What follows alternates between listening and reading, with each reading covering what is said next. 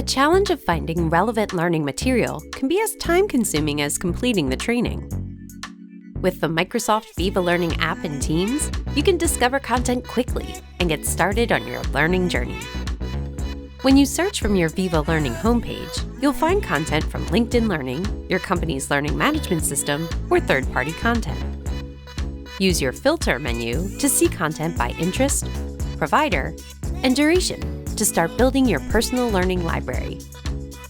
Play courses directly in Viva Learning without having to leave Teams. From your homepage, learn what's trending in your organization and stay ahead of the learning curve. Viva Learning offers personalized content suggestions based on your selected interests.